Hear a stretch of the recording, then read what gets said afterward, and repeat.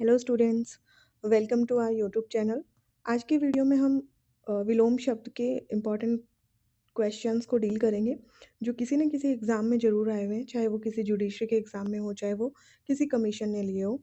तो ये अभी जो एपीओ राजस्थान एपीओ का एग्ज़ाम है 19 जनवरी को, तो उसमें काफ़ी हेल्पफुल रहने वाले हैं। तो वीडियो स्टार्ट करते हैं। प्रतिकूल, प्रतिकूल का हो जाएगा अनुकूल, जबकि अगर कूल अगर आ जाता है तो कूल का हो जाएगा प्रतिकूल और प्रतिकूल का होगा अनुकूल।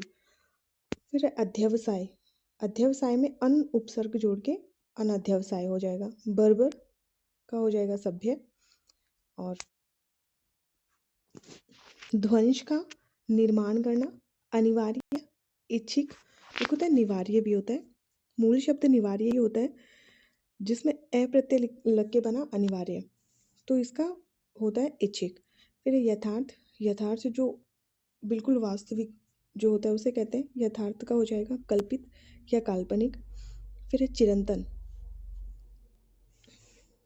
दूसरा हो जाएगा नश्वर। चिरंतन मतलब ईश्वर को भी चिरंतन के रूप में हम देखते हैं पर्यायवाची में। चिरंतन जिसका कभी जो हमेशा चिरकाल से जो चला आ रहा है, चिरंतन। और नश्वर जो क्षणिक होता है, जो नष्ट हो जाता है। नैसर्गिक, कृत्रिम, नर का नारी, व्यष्टि का विलोम शब्द हो जाएगा समष्टि। और नूतन का पुरातन, आविर्भाव का तिरोभाव। आविर अगर आता है तो उसका होता है तिरो विलोम शब्द। तरुण का हो जाएगा वृद्ध। हस्व यानी जो छोटा होता है, हस्व का दीर्घ। शुष्क का आर्द्र या सिक्त। ये सिक्त थोड़ा सा अलग सा है तो कंफ्यूज कर सकता है। आर्द्र तो फिर भी याद रहता है, लेकिन शुष्क का सिक्त भी होता है। संपन्न में विपन्न, ठीक है। यानी से जो उपसर्ग अगर किसी भी विलोम शब्द में लगा हुआ है तो उसका वी से बना हुआ ऑप्शन में देख लेना है। अगर वी से रिलेटेड है तो मोस्टली होता है, क्योंकि से का मतलब होता है सहित और वी का मतलब होता है अलग करने के अर्थ में। यानी संपन्न जो संपन्न है, विपन्न जो संपन्न नहीं है। उपेक्षा करना, उप का होता है अप, तो उपेक्षा का हो गया अप। अब गणतंत्र, गणतंत्र का लोकतंत्र नहीं होता है। गणतंत्र और लोकतंत्र तो पर्यायवाची है। गणतंत्र का होगा राजतंत्र। परतंत्र, परतंत्र का होगा स्वतंत्र। सृष्टि, प्रलय, साहचर्य का हो जाएगा अलगाव। विराट यानी जो बड़ा होता है उसका हो जाएगा क्षुद्र। स्पर्श, अस्पर्श, ए उपसर्ग लगा के। सामीश और आमीश एक ही होते हैं। ये बहुत इंपॉर्टेंट है, एग्जाम फेवरेट क्वेश्चन है। सामीश मतलब मांस सहित, तो हम इसमें ऑप्शन में आमीष कर देते हैं, जबकि आमीष में भी क्या होता है, जो मांस सहित होता है। तो इसका हो जाएगा निरामीष यानी मांस के बिना। निर यानी से का जो है वो निर भी होता है। निर का मतलब होता है रहित और से का मतलब होता है सहित।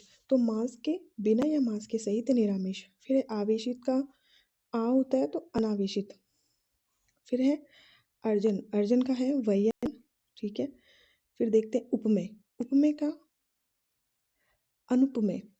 सुलभ जो आसानी से उपलब्ध हो सके, दुर्लभ जो आसानी से उपलब्ध ना हो सके। तो हमने से के पढ़े। उसी तरीके से सु का हो जाएगा दुर। सु अगर दे रखा है उपसर्ग में तो इसका विलोम शब्द होगा, अगर वो उपसर्ग वो विलोम अगर उपसर्ग से बना है तो दुर। यहाँ सु का मतलब अलग अलग। यहाँ सु का मतलब है जो आसानी से उपलब्ध हो, और सु का मतलब क्या होता है, सु का मतलब अच्छा भी होता है। और दुर का मतलब जो दुर्लभ यानी जो आसानी से उपलब्ध ना हो। तो सुलभ का हो जाएगा दुर्लभ। दीर्घायु जिसकी आयु लंबी हो, अल्पायु जिसकी कम हो। तृष्णा का हो जाएगा वितृष्णा। निषिद्ध का विहित। भूगोल का खगोल। सहयोगी प्रतियोगी। जोड़ का घटाव। पोषक का शोषक, ठीक है। विधि निषेध। वी का नी, वी उपसर्ग का क्या हो जाएगा नी। ये भी बहुत हेल्पफुल रहते हैं। बहुत बार अगर मीनिंग नहीं भी पता होता तो अगर हमें उपसर्ग का थोड़ा बहुत मीनिंग पता होता है तो इससे भी ऑप्शन हो सकते हैं। क्रम में ए लगा के बनेगा ए क्रम में। इसमें ध्यान रखना होता है कि कई बार अगर उपसर्ग के ऑप्शंस दे रखे हैं तो प्रायोरिटी हमेशा उन्हें ही देनी होती है। कमीशन उपसर्ग वाले जो होते हैं उनको ही सही मानता है। विनित, उद्धत, मंडन का खंडन, स्थावर का जंगम संपत्ति हम पढ़ते ही हैं। अनंत का शांत या सशीम। थोक का फुटकर रिटेल वाला है। होलसेल और रिटेल जैसे। पुरस्कार का दंड। कीर्ति, कीर्ति में अप उपसर्ग लगा, अपकीर्ति। ए में ए का उपसर्ग हमने पहले भी डिस्कस किया कि ए का है वो से भी होता है, तो यहाँ दे रखा है असीम, असीम का हो गया ससीम।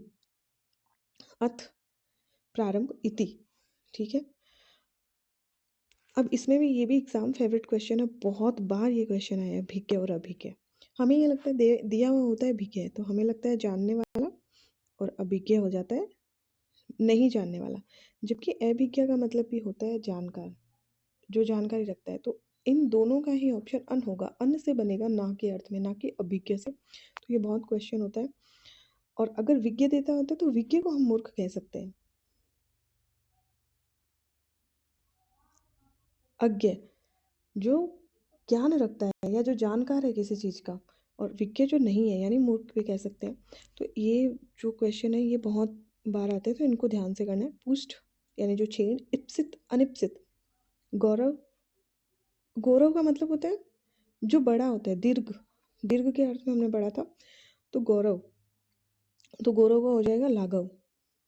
ग्रस्त का मुक्त। ये देखिए सेम क्वेश्चन रिपीट हुआ है, आमीष दे रखा था, और अगर आमीष के साथ में अगर सामीश भी आ जाता है तो भी कोई इश्यू नहीं है। आमीष और सामीश का निरामीष ही होगा। इप्सित यानी चाहना, किसी चीज को अन उपसर्ग लगा के बनाया हमने, अनिप्सित। अनि जैसा कोई उपसर्ग नहीं होता है, ये जो है अन से मिलके बना है, अन, ये हलंत वाला संस्कृत का ऑप्शन। और इप्सित यानी किसी चीज की चाह रखना।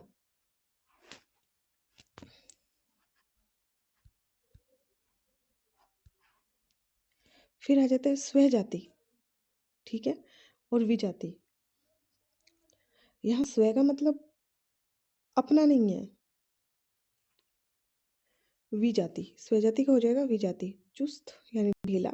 सुमति यानी कुमति, यानी सू का हमने पढ़ा कु भी होता है, और इससे पहले हमने सू का क्या पढ़ा था, दुर। ये याद रख लेना है कि सू का हमने दुर भी पढ़ा है, दूर उपसर्ग, और अगर हमें सू का कु दिखे तो कु भी हो सकता है। तो जो भी ऑप्शन देख के सही लगे वो ही करना है हमें।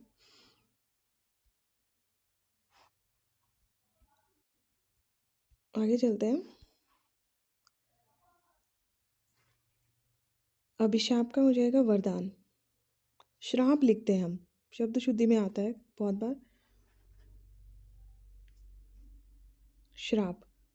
श्राप जैसे कोई शब्द होता ही नहीं है, ये सही लिखा नहीं जा रहा, शाप ही होता है हमेशा। ये शब्द शुद्धि में भी ये काफ़ी आता है ये शब्द, इसको थोड़ा ध्यान रखना है। तो अभिशाप का हो जाएगा वरदान। उपादेय यानी अनुपदेय, अनु अनुपादेय, परमार्थ, स्वार्थ। ये देखो फिर से आ गया, विज्ञ का अज्ञ।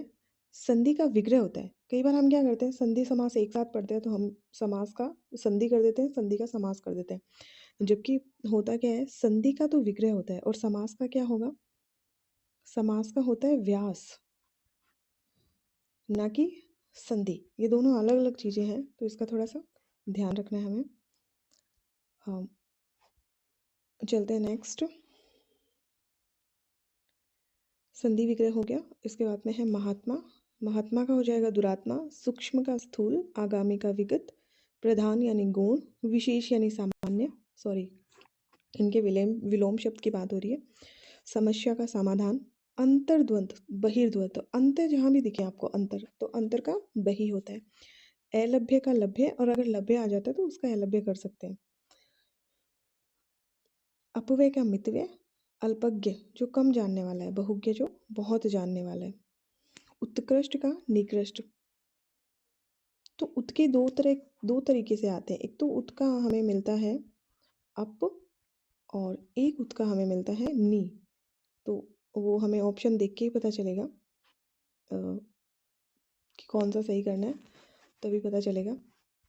लेकिन ये दोनों होते हैं। कृश यानी पुष्ट, कृश किसको कहते हैं, कृशकाय। कृशकाय जो कमजोर सा होता है ना, दुबला पतला, उसको कृश बोलते हैं। पुष्ट यानी जो हेल्दी होता है। ग्रामीण और शहरी। तटस्थ का विलोम शब्द हो जाएगा तटस्थ, सापेक्ष और आसक्त। तटस्थ यानी जो एक जगह स्थिर है। निर्दय का सदैव। देखा निर का से भी होता है, निर जो है निर का विलोम शब्द से भी होता है, और ये उपसर्ग ये उपसर्ग निर है और इसमें हलंत लगा है, यानी ये संस्कृत वाला है। फिर देखते हैं अवनत, हमने अभी बात की थी। उत का जो है वो अप भी आता है, जैसे उत का अप आ गया, और उत का अव भी होता है, और वापस अव का उत भी हो सकता है। तो ये उन्नत किस क्या है इसमें? उन्न थोड़े ना है, उन नहीं है इसमें। इसमें जो उपसर्ग जो दे रखा है वो कौन सा है? उत। कौन सा उपसर्ग दे रखा है इसमें? उत उपसर्ग है। व्यंजन संधि का रूल है न तय, ये है उत प्लस न। तय, जब तय के आगे अगर मैं या न होते हैं, मैं या न, तो ये तय जो है वो उसी के पांचवें में बदल जाता है। मतलब हम ऐसे याद रख सकते हैं कि वो न ही हो जाएगा, अगर यहाँ मैं हुआ तो वो भी मैं हो जाएगा। ये संधि के रूल है व्यंजन संधि का। ये शायद अपने हो गए। अभी आगे देखते हैं अपन। श्रोता का वक्ता, न्यून यानी अधिक, धृष्ट का विनम्र हो गया, स्थिर, स्थिर का ए बना के बना अस्थिर, विभव का पराभव, यानी वी का जो उपसर्ग होगा वो क्या हो सकता है? वी का पर, परा भी हो सकता है या पर भी हो सकता है। इसमें परा ही है, पर नहीं है, इसमें परा है। जारज का औरस, औरस क्या होता है? ये हिंदी का उपसर्ग है, अव। अव को ही हिंदी में औ लिखा जाता है। तो इसमें उपसर्ग कौन सा है? इसमें उपसर्ग तो अव ही है। हिंदी के टॉपिक आपस में सब कोरिलेट करते हैं, चाहे वो कोई भी टॉपिक क्यों ना हो। तो इसमें अगर उपसर्ग अच्छे से पढ़े हुए हैं तो विलोम शब्द थोड़ा इजी रहता है पढ़ने में। मृषण का हो जाएगा रुक्ष, स्वर्ग का नरक, आध्यात्मिक का संसारिक या अनाध्यात्मिक भी होता है, संन्यास का गृहस्थ, अति का अल्प, इति का अर्थ हम पढ़ चुके हैं, ग्रहण का अर्पण, सरल का कठिन, प्राचीन का अवार्जिन या नवीन या नूतन, यश का अपयश, संश्लेषण का विश्लेषण, ये हमने पहले भी पढ़ा है कि सह का उपसर्ग वी होता है। तो इस तरीके से हमें ऑप्शन में थोड़ा सा ध्यान रखना है। भाव का अभाव, तो ए उपसर्ग से भी बहुत बनते हैं क्वेश्चंस, और ज़्यादातर क्वेश्चन इस तरीके के आते हैं, जैसे कि 2021 में राजस्थान जुडिशरी में क्वेश्चन आया था। जैसे कारण का विलोम शब्द अगर हम देखें तो उसका होता है अकारण, ठीक है। लेकिन अब हुआ क्या वहाँ पे?